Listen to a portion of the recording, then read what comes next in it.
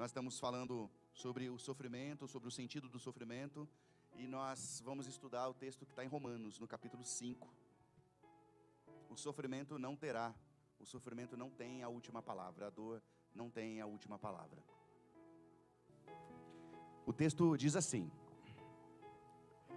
tendo sido, pois, justificados pela fé, temos paz com Deus, por nosso Senhor Jesus Cristo, por meio de quem obtivemos acesso pela fé a esta graça, na qual agora estamos firmes, e nos gloriamos na esperança da glória de Deus.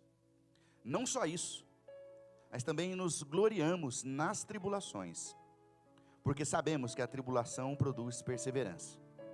A perseverança, um caráter aprovado, e o caráter aprovado, esperança. E a esperança não nos decepciona, porque Deus derramou o seu amor em nossos corações, por meio do Espírito Santo que Ele nos concedeu. Amém.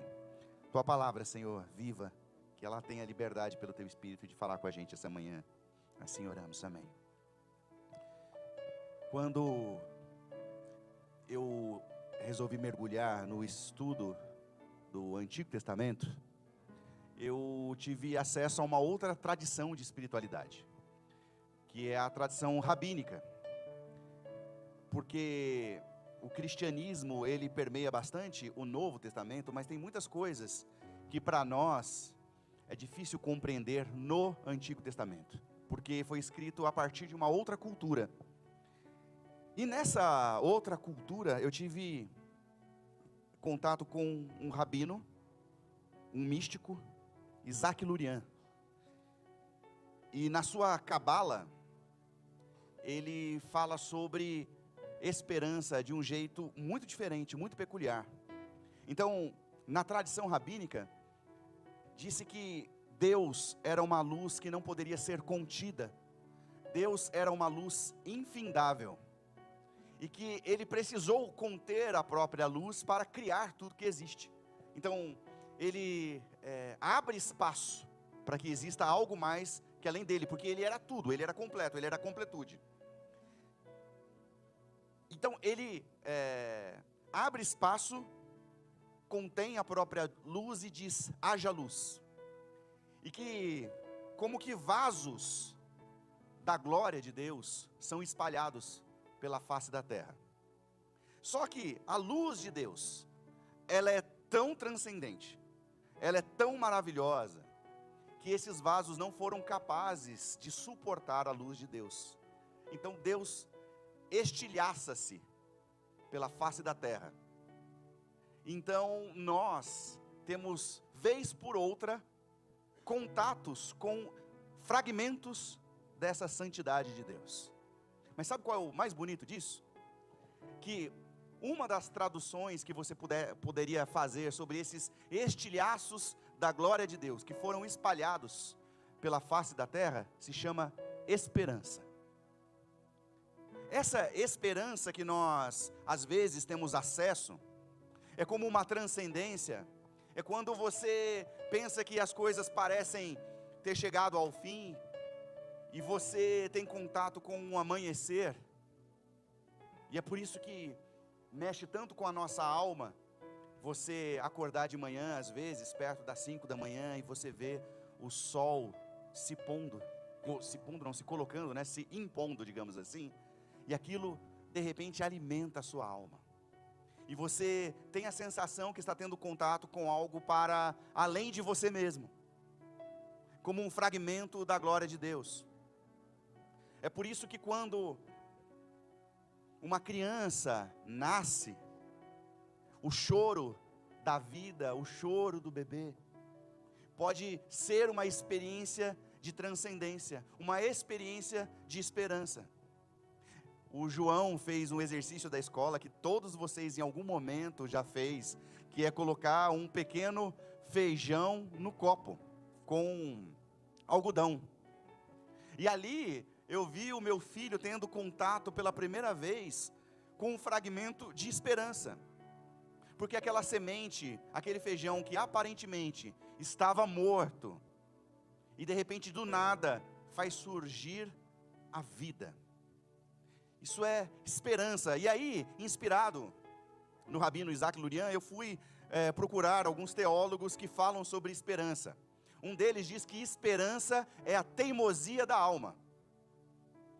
É quando algo dentro de nós insiste em ver beleza, mesmo que aparentemente não exista beleza a nosso redor. Outro diz que esperança é saudade de casa. É a nossa alma querendo voltar para um lugar que nós não temos consciência, mas que de alguma forma ela é levada ao desejo de retornar. Tudo isso é esperança. Inclusive, tem um filósofo brasileiro que fala não só sobre esperança, ele fala sobre esperançar. Ele fala sobre esperançar, e eu percebo uma conexão entre a lógica do rabino Isaac Luria.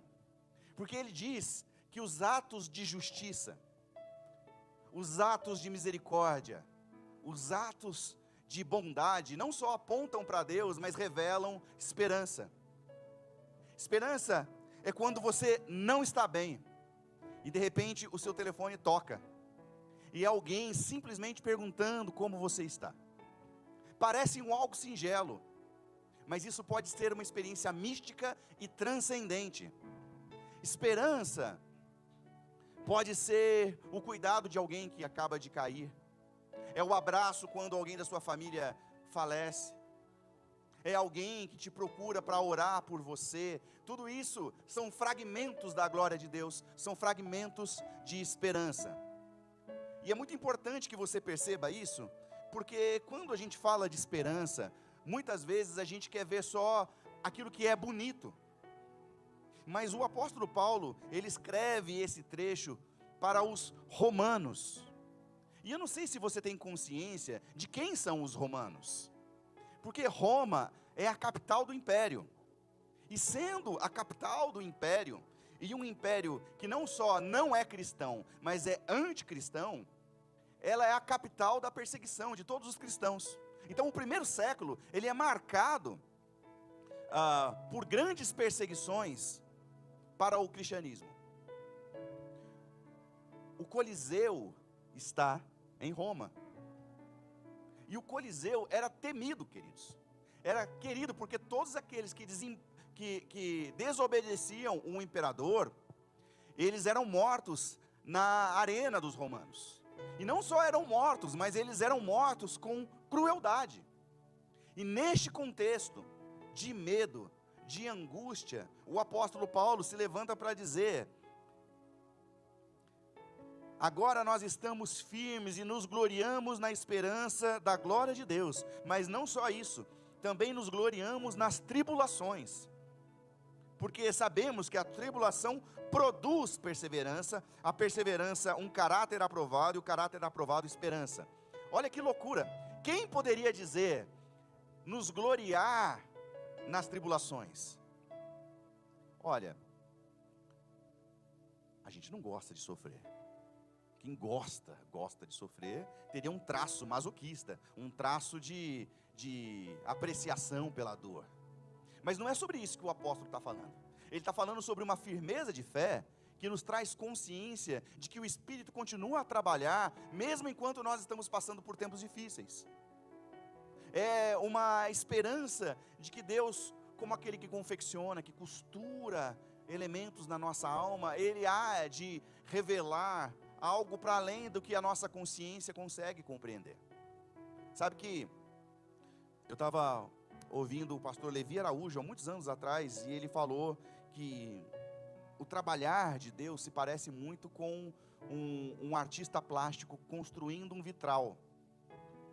Então eu quero que você imagine o vitral de uma catedral. São pequenos fragmentos de vidro de cores diferentes, são pequenos fragmentos de vidro de tamanhos diferentes, de formatos diferentes, e você vai vendo aquele artista construir aquilo, e você pensa numa construção de uma colcha de retalhos. Aquilo aparentemente não tem forma, é feio. Se você olhar para a confecção da colcha de retalho, olhando pelo lado do avesso, aquilo é terrível de feio. Mas quando aquilo vem para o lado certo, aquilo é belo, é beleza, é transcendência. Assim como os vitrais de uma catedral. Então, de repente, aquilo que aparentemente era sem forma, quando a luz passa pelo vitral, ele ilumina de uma forma muito diferente do que um vidro comum. E eu queria dizer para você, a partir dessas metáforas, para iniciar nossa reflexão de hoje, acredite no trabalhar de Deus na sua vida. Acredite na confecção de Deus para a sua vida. Acredite que mesmo os sofrimentos nos fazem ser aquilo que nós somos, nos tornar aquilo que nós nos tornamos. Porque se você acompanhou a nossa série de mensagens, você vai descobrir que o sofrimento é inevitável. Desde Gênesis capítulo 3, o sofrimento é inevitável. Mas existe um telos, existe uma finalidade, e o sofrimento aponta para algo. E quando nós estamos, assim como o apóstolo Paulo diz, nós estamos firmes, crendo nesse trabalhar de Deus, você vai ver que muito daquilo que nós sofremos glorifica a Deus. Gosto também da metáfora de olhar para frente, mas quando a gente percebe, olhando para frente, às vezes nos falta palavras, compreensão daquilo que está acontecendo. Mas muitas vezes na nossa vida, quando você olha para trás e vê aquilo que Deus já fez, aquilo nos enche de esperança, porque em meio ao sofrimento, muitas das vezes a gente não consegue compreender o que está acontecendo. A gente olha para aquilo que está diante de nós, a gente não consegue compreender, mas a gente olha para trás e vê como Deus harmonizou tudo, e Ele vai continuar fazendo. Isso é esperança. Então, essa mensagem hoje, ela está começando de trás para frente, porque o que o apóstolo Paulo está dizendo sobre ser justificados pela fé é ter paz com Deus, e não somente isso, mas nos gloriar nas tribulações, porque o resultado final de tudo é esperançar. O resultado final é esperança. Até aí, você compreende comigo?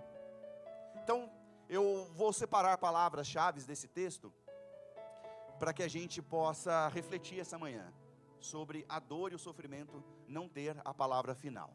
A primeira palavra que eu queria destacar com você é fé, ok? Então, tendo sido, pois, justificados pela fé, temos paz com Deus. E a palavra que eu queria partilhar com você é fé. Memoriza aí, fé. Fé, quando a gente pensa em chamar à existência aquilo que não existe, muitas vezes a gente está maquinando na nossa cabeça, como que o gênio da lâmpada que a gente discutiu na semana passada. E eu não acredito nisso. Porque se Deus é o gênio da lâmpada, e Ele olha e diz: diga, meu amo, o que eu tenho que fazer por você, o que eu devo fazer por sua vida, neste momento você passa a ser Deus e Ele passa a ser servo. Então eu não acho que é sobre isso quando a gente fala sobre fé. Para mim, fé é alicerce. E é muito interessante. Eu fiquei pensando em algumas histórias para contar para você a respeito de fé. Mas o Espírito, enquanto eu estava vindo para cá, a única experiência de fé que Deus me lança é a experiência do meu luto, da minha própria experiência de fé. Porque eu olho para a minha vida como um todo, e eu não acho que depois que eu me converti, tudo ficou melhor, seus problemas acabaram. Lembra? Isso era Caceta e Planeta, né? Seus problemas acabaram. Não acho que era isso. Muito pelo contrário. É como se tivesse uma estrutura arruinada e a fé fosse o alicerce de uma casa que Deus estava construindo. Então, quando tudo parece desmoronar, a fé é o alicerce. Então, pensa na construção de uma casa. Sabe que quando a gente foi construir aqui esse ambiente, nós iríamos nos reunir em cima. A ideia aqui eram 3 salas, você pode reparar, 1, 2, 3, 4 salas. E nós iríamos nos reunir em cima. E aí, quando a gente foi olhar nas laterais, tinham fissuras. Então, essas vigas aqui foram colocadas por nós, porque se nós nos reuníssemos, sei lá, 150, 200 pessoas lá em cima, acabaria num risco de que aqui tudo viesse abaixo. Então nós resolvemos quebrar essas paredes, e aqui tem vigas. É metal, aço puro. 15 homens não conseguiam levantar essas vigas. A gente teve que trazer um guindaste para poder colocar essas vigas. Aí tinha como um macaco de sustentação, levantou, colocou a viga, chumbou, uma trabalheira. Daí, como já tinha quebrado as paredes, a gente falou, então vamos nos reunir aqui embaixo. Então, foi mais ou menos isso que aconteceu, e a gente construiu de drywall lá em cima. Fé é alicerce. Tanto que agora não tem mais as paredes aqui, mas aqui está alicerçado. Não tem perigo disso aqui cair na sua cabeça. Quando a minha mãe morreu, parecia uma grande reforma de Deus na minha vida. Parecia que todas as paredes estavam ruindo. Parecia que a casa tinha pegado fogo. Parecia que não tinha mais nada. Eu briguei com Deus. Briguei com Deus. E aqui eu estou falando sobre uma fé real, realista. Eu não quero falar de uma fé para você que seja mentirosa. Porque eu acho que em nome de igrejas cheias, algumas vezes se vende uma fé mentirosa que não tem raiz em si mesma. E aí nas primeiras tribulações a gente desiste. Mas a gente não desiste porque a nossa fé falhou, é porque foi nos apresentado um Deus que é mentiroso. Porque Ele é Senhor. Então, eu investi 10 anos da minha vida, em nome da obediência a Deus, a pastorear uma igreja extremamente difícil, que consumiu todo o meu tempo, toda a minha energia. Tudo. Foi tudo. E quando eu finalmente lidei com a depressão nesse processo, acreditei que nem ia voltar a pastorear. Ontem nós conversávamos, eu e Mayra, sobre isso. E de repente surge a Igreja Batista Nova. Eu falei, agora eu vou ter um tempo de calmaria. E aí o que aparece? Aparece o câncer. Aparece o câncer. E de repente, depois de um tempo, Deus leva a minha mãe. Fiquei revoltado. E aí é muito louco, porque você consegue imaginar um pastor falando de fé com uma crise de fé? Foi isso que aconteceu. Uma crise de fé. Brigava com Deus. O Senhor não pode ter feito isso. O Senhor... Sabe quem eu lembrava? Se você está acompanhando a série de mensagens, eu me lembrava de Jó. Agora, pensando, acaso o Senhor tem olhos de carne? O Senhor sabe como é ser humano? Jó capítulo 10. Se você quiser revisitar, nós trabalhamos isso nessa série de mensagens. O Senhor sabe o que é perder um amigo? Quando a gente estudou que Jesus chorou em João 11, né? E Jesus, como o Deus mais empático que nós poderíamos encontrar, diz, eu sei. A promessa não é que não haveriam aflições. A promessa é, eu estou com você todos os dias, até a consumação dos séculos. Então eu queria te dizer isso. Na minha briga com Deus eu aprendi muito. Ontem eu fui falar para casais. A Mayra falou assim para mim, nossa, faz tempo que eu não te vejo pregar para fora. Ela falou como num ar de admiração da densidade com que eu falei. E eu acho que quando a gente fala sobre densidade, vida de profundidade, é como se a gente pudesse ir para o espelho e ver se todas as nossas rugas, ou como se a gente pudesse ir para o espelho e olhar todas as nossas, eu não sei se existe plural para cicatrizes, olhasse para todas as nossas cicatrizes. Porque eu não acho que a gente tem que se envergonhar das nossas rugas e nem das nossas cicatrizes. Apesar de, esteticamente, muita gente ter vergonha disso. Porque quando a gente olha para as nossas cicatrizes, a gente olha para as nossas rugas, a gente entende quem a gente se tornou e por que a gente se tornou. E aí eu acho que Deus fez uma história bonita na minha vida. Mesmo passando por todo o sofrimento. Se você fosse me perguntar, mas você passaria por tudo de novo? É óbvio que eu falaria, não. Eu não sou masoquista, eu não gosto do sofrimento. Então não é sobre abraçar o sofrimento, mas sobre ver a beleza que há por trás do sofrimento. E aí eu falo do Deus que se você tem pelo menos 10, 15 anos de fé, você vai se lembrar de que ele é oleiro e nós somos barro. E o apóstolo Paulo nos fala: quem somos nós para dizer, o oleiro, faça isso ou não faça aquilo? Talvez, como barro, nós possamos ser apreciadores daquilo que Deus está fazendo em nós. E eu olho e falo: se você me falasse, Deus, aos 14 anos, quando eu me converti, que eu ia me tornar quem eu me tornei. O Igor Guimarães fala bandindim. Sabe quem que é o bandindim? Eu com 14 anos era um bandindim, do Parque Meia Lua em Jacareí, era um bandindim. Bandindim mesmo, porque eu furtava, né? Roubava camiseta não, bicicleta, boné, bombeta. Ia pra sítio roubar bombeta, mano, tá tirando. Fim de semana no parque, tá ligado? Escutava Racionais, mano.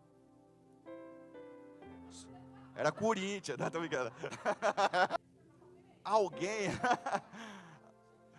Olha, eu não ia falar do Corinthians, alguém soprou ali, aí, e pior que foi um corintiano que soprou ainda, isso que é pior, né? Mas se alguém olhasse e falasse assim: acaso pode vir algo bom de Nazaré? Olharia para aquele menino de 14 anos e falaria assim: acaso pode vir algo bom do Meia Lua? Não vinha. E aí me dá vontade de chorar, porque é como se hoje alguém falasse: então vem ver. Porque é sobre isso. Sobre como as nossas histórias nos dão densidade de vida. E hoje eu falo do luto, por exemplo, não como alguém que fala de uma experiência subjetiva. Não, eu falo de uma fé ativa, de quando parece que o furacão está passando por nossa vida, está destruindo todas as paredes, mas a fé está lá. Mas a sua fé ficou abalada? É claro que ficou. Mas esperançar é a teimosia da alma. Não foi isso que eu expliquei para vocês? Esperançar é a transcendência, é a saudade de casa, é saber que Deus caminha com você e que você não consegue explicar de fato o que está acontecendo. Eu não entendo exatamente o que está acontecendo, mas eu sei, eu sinto o trabalhar de Deus. Mas você sente como? Eu não sei. É a luz divina, são os fragmentos de Deus espalhados pela terra, é sobre isso. Mas se você não encontra com os fragmentos de Deus, com essas pequenas luzes de Deus espalhadas pela face da terra, sabe o que acontece? A amargura. Eu falei aqui, nessa série de mensagens, eu quero repetir, sobre piruá. Piruá é o milho de pipoca que não estoura. Piruá é a semente que não germina. Piruá é a árvore que não dá fruto. É a árvore amargurada. E tem gente, inclusive, dentro do ambiente religioso, que não encontra os fragmentos de Deus.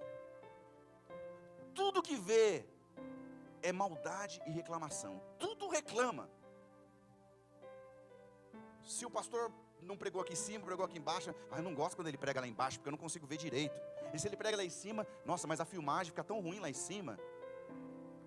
Se as cadeiras estão distribuídas de uma forma diferente, eu não gosto de sentar nessa cadeira, essa cadeira é dura. Se vai sair, atrapalha o rolê. Tudo reclama.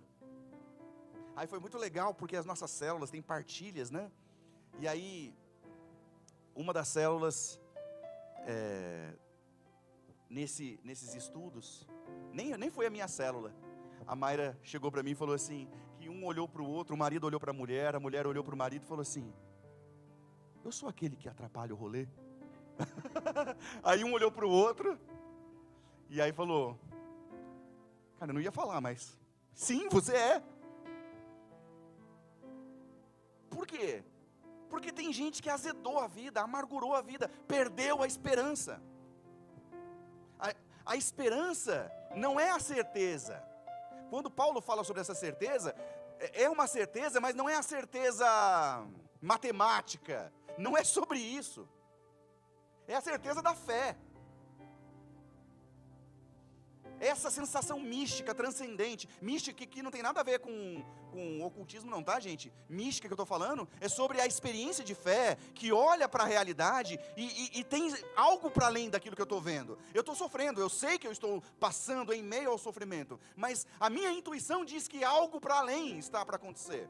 Inclusive, é a mesma esperança que nos faz acreditar na vida eterna. É a mesma esperança. Não é uma certeza no sentido científico da coisa. Não houve alguém que morreu e voltou e falou assim: ó, pode morrer tranquilo, tá? Fique em paz, porque lá do outro lado está garantido. Não é esse tipo de garantia científica. Não. É transcendência. É algo que queima na alma. Começa uma discussão a respeito de Deus. Olha, eu estou só na palavra fé, eu vou para as outras. Deus existe ou não existe? Cientificamente, eu não posso provar. Só que cientificamente, eu também não posso desmentir. E aí você escolhe. Porque você precisa de tanta fé para acreditar no acaso e no Big Bang, quanto você precisa ter fé para acreditar na mente criadora por trás de todas as coisas. Num telos, nessa compreensão. Entendem? Então é fé. Nós estamos falando da experiência de fé. E a fé nos explica o outono. A fé nos explica o inverno. E a fé nos explica a primavera. Porque no outono é quando as nossas certezas começam a cair como folhas. É quando a gente começa a abrir mão dos nossos sonhos egoístas. Quando Deus começa a trabalhar na nossa história. E o inverno da alma é quando você olha para a árvore e você tem a sensação de que ela morreu. Não tem mais, secou. E aí vem a primavera. Quando entrar setembro nos campos. Não vem não, porque senão eu não sou afinado o suficiente para cantar Clube da Esquina. Mas é isso, aí floresce. Aí você fala, mas era isso então que Deus estava fazendo. Eu precisei passar pelo outono, precisei passar pelo inverno, para que a primavera exista. E é isso, Tati. Às vezes a gente passa pela experiência do outono. Às vezes a gente passa pela experiência do inverno. Mas a esperança diz, vai florescer novamente. E vai dar fruto. É sobre isso a nossa vida. E o meu desejo aqui para você, algumas vezes eu poderia orar de forma muito mais pentecostal do que eu sou, né? Eu repreendo toda a enfermidade, sai nesse momento, sai, sai, sai. E aí você fala, uau, que culto maravilhoso. Porque isso tem oratória. Só que não é sobre isso. A minha oração é simples hoje para você. Que Deus abra os seus olhos. Para você acreditar na primavera que está por vir.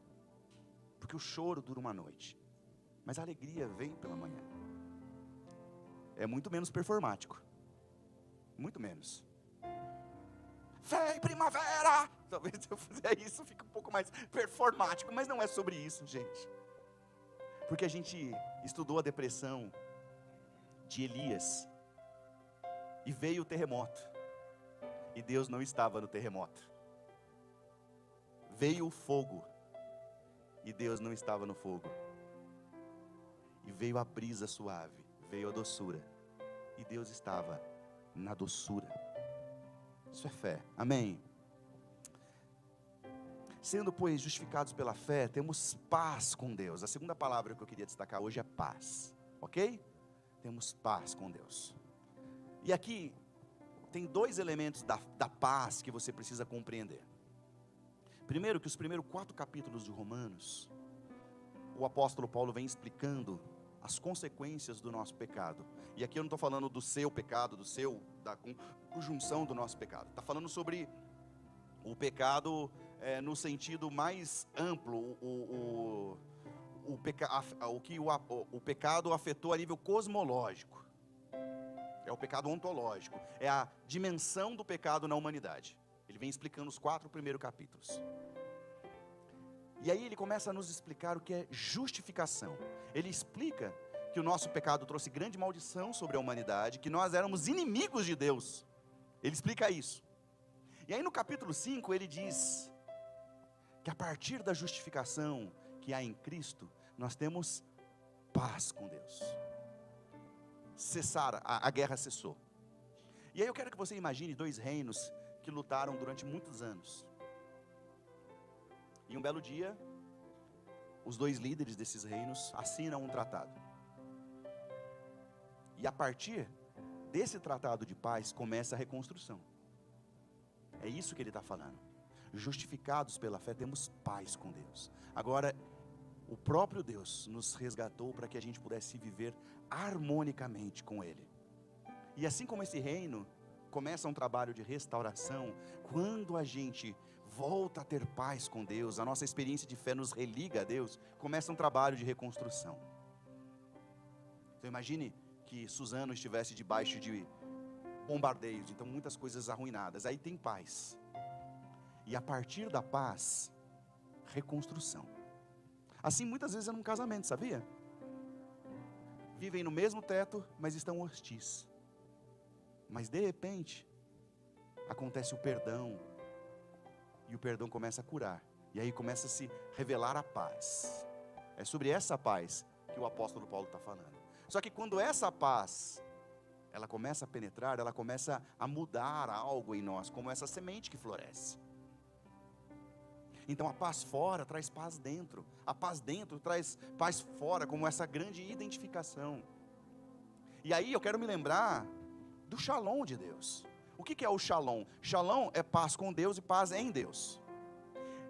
E para a cultura judaica, o Shalom é tão importante que algumas pessoas interpretam Shalom como paz e outras interpretam Shalom como prosperidade e até cura.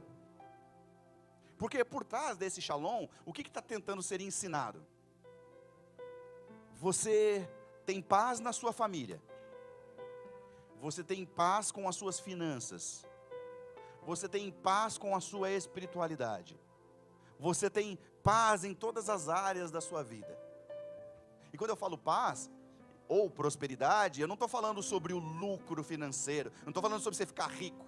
Estou falando sobre um processo de harmonização, a harmonia de Deus. Isso é Shalom. Só que muitas vezes, para obter o Shalom, precisa algo que se quebre em nós. Algumas das certezas que nós temos. Porque algumas das certezas que nós temos não equivalem às certezas de Deus. Para algumas vezes a gente obter o Shalom, a gente precisa harmonizar a nossa alma com a alma de Deus.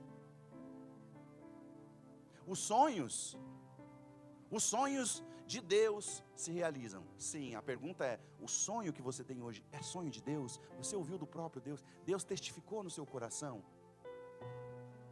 Porque os sonhos de Deus não são egoístas, são harmônicos e tem a ver com a implementação do reino de Deus na face da terra.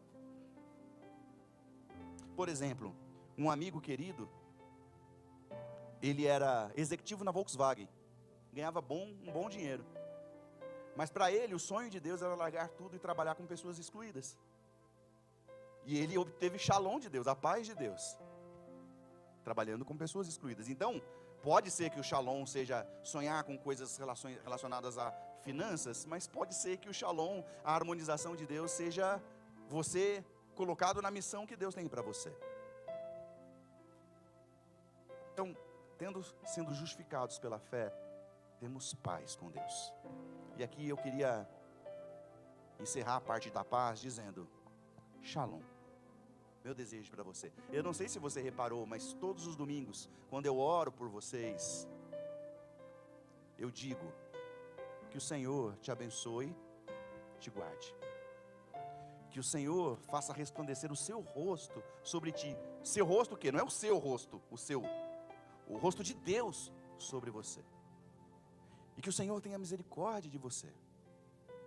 Que o Senhor sobre você levante o seu rosto e te dê Shalom. Paz que excede toda a compreensão. O mundo está caindo, mas eu estou guardado, está tudo bem. Ele caminha aqui junto. Isso é tão difícil de explicar para vocês, porque é experiencial. O que eu estou tentando explicar, definição, 2 pontos, não dá para colocar em definição. Eu estou tentando explicar para vocês da minha experiência de fé com Deus. Mas não é uma simples definição, 2 pontos. Eu vivo nele, nele eu me movo, nele eu existo. E eu sei que o final da história, estou sendo conduzido por ele. Mas e os sofrimentos? Me tornam alguém melhor, porque eu estou sendo conduzido nele, por ele, para ele. E para a honra e glória dele. Talvez seja essa paz que o apóstolo tenta nos explicar, que se vivemos, vivemos com ele, se partimos, partimos nele.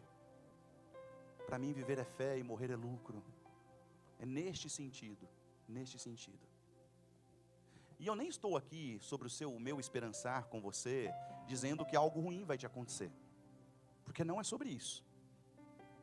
Não é sobre definir deliberadamente, olha, Deus vai te curar. Mas também nem estou definindo que Ele não vai te curar. O que eu estou falando é de uma experiência que transcende a cura. Esperançar é transcender a cura. É ter consciência de que Deus está trabalhando independente do resultado. É sobre essa iluminação dos lampejos de Deus espalhados na face da terra. É sobre uma fé que ela é alicerçada e trabalhada no cotidiano, no dia a dia. E sobre um treinar do olhar que vai revelando aquilo que Deus está construindo na sua vida. E aí,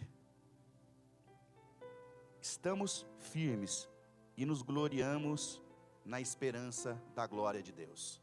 E aí eu queria falar com você sobre a esperança da glória de Deus. E aí, eu tentei trazer algum tipo de definição. O Espírito falou assim para mim, cala a boca, está falando demais.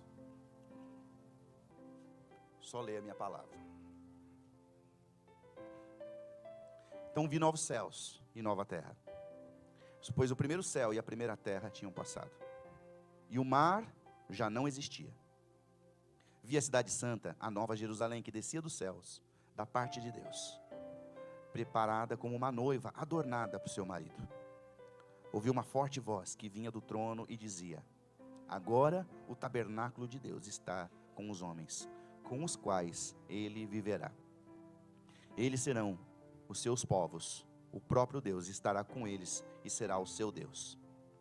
Ele enxugará dos seus olhos toda lágrima. Não haverá mais morte, nem tristeza, nem choro, nem dor, pois a antiga ordem já passou. Aquele que estava sentado no trono disse: estou fazendo novas todas as coisas. E acrescentou: escreva isso, pois essas palavras são verdadeiras e dignas de confiança. Aqui é quando ele vence a morte e diz: agora está feito. A obra da redenção que começou na cruz, agora é efetiva no meio de todos nós. E ele há de enxugar dos nossos olhos toda a lágrima. Como foi dito na meditação dos dízimos, a cruz é como uma semente de esperança. Ela começa uma obra que ainda não está plenamente visível, mas no Apocalipse 21 ela se torna plenamente visível, em que ele há de enxugar dos nossos olhos toda a lágrima. E é isso que o apóstolo está falando. Nós estamos alicerçados nisso e nos gloriamos na glória de Deus. Por isso a gente pode passar por tribulação, porque a tribulação constrói perseverança. A perseverança é um caráter aprovado, uma identidade, uma personalidade.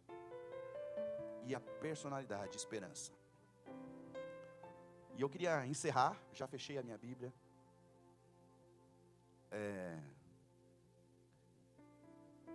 Eu queria encerrar com um conceito psicanalítico.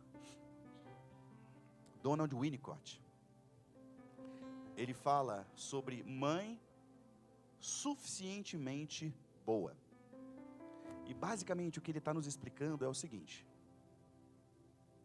que a mãe, quando está nessas relações com o seu filho, e ela protege demais o seu filho, ela não permite que o seu filho lide com frustrações. Se ela proteger demais, o filho não conseguirá lidar com frustrações. Logo, ele não vai ter como que a elaboração de um sistema de defesa, porque ele é super protegido. Então a mãe precisa ser presente de forma suficiente. Ele está falando uma mãe suficientemente boa. É isso que o filho precisa. Uma boa mãe é uma mãe suficientemente boa. Olhando para esse conceito que faz muito sentido para mim, eu queria dizer para você que Deus é um pai suficientemente bom. Que se Ele fosse um pai que te protegesse de tudo, você seria um egoístinha de Jesus. Se Ele fosse um pai que te protegesse de tudo, você seria um coitadinho de Jesus. Se Ele fosse um pai gênio da lâmpada, você seria um mimadinho de Jesus. Mas quando a gente diz que Deus é pai suficientemente bom, a gente está dizendo que as tribulações que Deus nos permite passar estão nos tornando seres humanos iguais a Jesus. Então a gente pode viver as mesmas frustrações que Jesus passou, a gente pode chorar as mesmas lágrimas que Jesus chorou, a gente pode viver as angústias que Jesus, porque Ele foi o ser humano perfeito e perfeitamente aperfeiçoado em Deus. É sobre isso que eu estou tentando dizer. Eu até poderia dizer, que Deus livre você de todas as coisas. E eu sei que tem um monte de igreja prometendo isso. Nós já somos mais de 50 milhões de evangélicos no Brasil. Um monte de mimadinhos de Jesus. De gente que não sabe ser gente. De gente que não sabe amar. De gente que não sabe perdoar. Eu não estou falando que a gente aqui, a nossa igreja é a única certinha, não é sobre isso. Eu estou falando sobre as distorções bíblicas que estão nos levando para lugares que Deus nunca sonhou. Deus sonhou que nós fôssemos o povo escolhido, a referência do que é ser cristão, a referência do amor, de abrir mão do egoísmo, abrir mão das nossas vaidades. Que o Senhor te abençoe e te guarde. Que o Senhor faça resplandecer o seu rosto sobre você, e que Ele tenha misericórdia de você. Que o Senhor sobre ti levante o seu rosto e faça a obra que Ele tem para fazer na sua vida. E que enquanto Deus está realizando, como o oleiro que vai preparando o vaso, você encontre shalom, a paz. E o meu desejo também é que o amor de Deus seja revelado para você. Que você não duvide de quanto Deus te ama.